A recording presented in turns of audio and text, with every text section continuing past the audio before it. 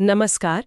आज हम धर्म और पुरुषार्थ की जो अवधारणा है उस पर थोड़ी गहराई से बात करेंगे और इसके लिए हम राजा हरिश्चंद्र की एक बहुत ही जानी मानी प्राचीन कहानी का सहारा लेंगे। जी, ये जानकारी हमें चिन्मय चैनल पर उपनिषद गंगा के एक एपिसोड से मिली है, जिसमें ये कहानी बहुत अच्छे से बताई गई है। हाँ, तो आज हम समझना चाह रहे हैं कि राजा हरिश्चंद्र ने जैसे सत्य और अपने कर्तव्य के लिए एक अटूट समर्पण दिखाया, उसके जरिए धर्म का असली मतलब क्या है। बिल्कुल। और हम अक्सर पुरुषार्थ की बात सुनते हैं। धर्म, अर्थ, काम, मोक्ष, ये जीवन के 4 स्तंभ जैसे हैं। और कहते हैं कि धर्म ही इन सब का मतलब बेस है, आधार है। हाँ, महर्षि व्यास ने भी यही कहा है कि धर्म का पालन करो तो अर्थ, काम और यहाँ तक कि मोक्ष भी मिल सकता है। लेकिन सवाल ये है कि क्या ये रास्ता इतना आसान है, खास पर जब धर्म आपसे बहुत बड़ी कीमत मांगे। सही सवाल है। चलिए, कहानी से ही समझने की कोशिश करते हैं। तो कहानी शुरू होती है महर्षि विश्वामित्र से। वो तय करते हैं कि राजा हरिश्चंद्र की जो इतनी चर्चा है, उनकी धर्म निष्ठा की, उसकी परीक्षा ली जाए। यहीं पर शायद धर्म का मतलब साफ करना जरूरी है। मतलब ये सिर्फ पूजा पाठ तो नहीं है। नहीं, बिल्कुल नहीं। संस्कृत में एक सूत्र है, धारयति इति धर्मः। अच्छा। यानी जो धारण करता है, जो समाज को, व्यक्ति को, एक व्यवस्था को संभाले रखता है, वही धर्म है। इसमें कर्तव्य आता है, नैतिकता, सत्य, सही आचरण, ये सब कुछ। तो विश्वामित्र हरिश्चंद्र से एक वचन मांगते हैं। हाँ। और हरिश्चंद्र, जो सत्यवादी के नाम से जाने जाते थे, अपने वचन के पक्के वो वचन दे देते हैं और उसी वचन के कारण उन्हें अपना पूरा राजपाट दान करना पड़ता है। सोचिए जरा, और यहाँ वचन का महत्व देखिए। उस जमाने में वचन देना और फिर उसे निभाना, चाहे कुछ भी हो जाए, वो धर्म का एक बहुत बड़ा हिस्सा था। मतलब अपनी बात की लाज रखना। बिल्कुल, चाहे कीमत कोई भी चुकानी पड़े।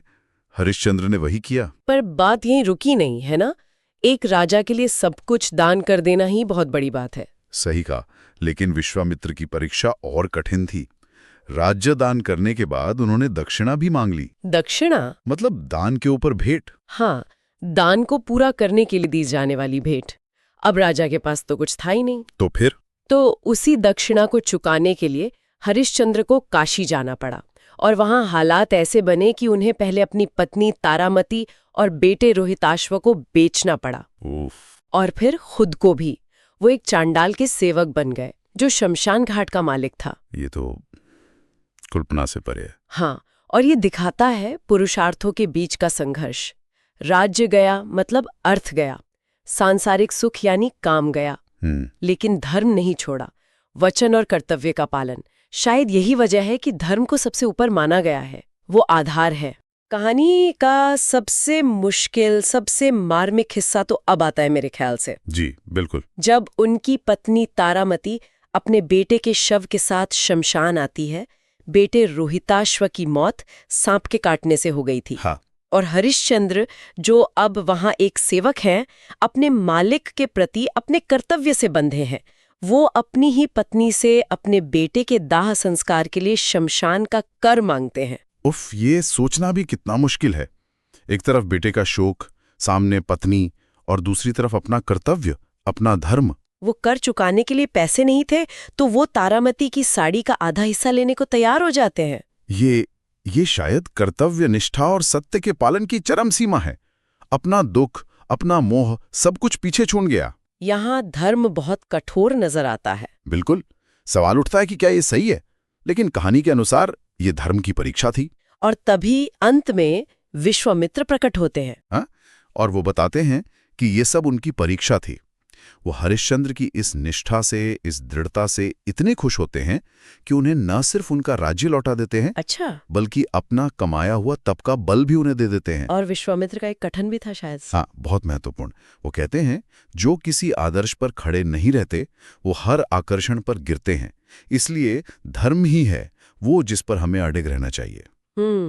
मतलब धर्म ही वो मजबूत नींव है जो हमें गिरने से बचाती है। बिल्कुल, वही धार्यते इति धर्मः वाली बात।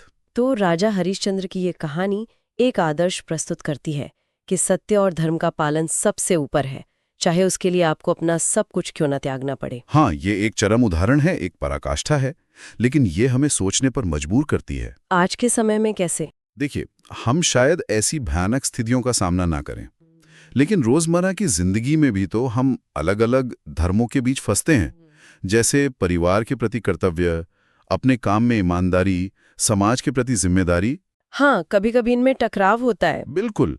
तो सवाल ये है कि जब हमारे सामने थोड़ी कम मुश्किल पर फिर भी चुनौतीपूर्ण नैतिक दुविधाएं आती हैं, तब हम क्या चुनते हैं?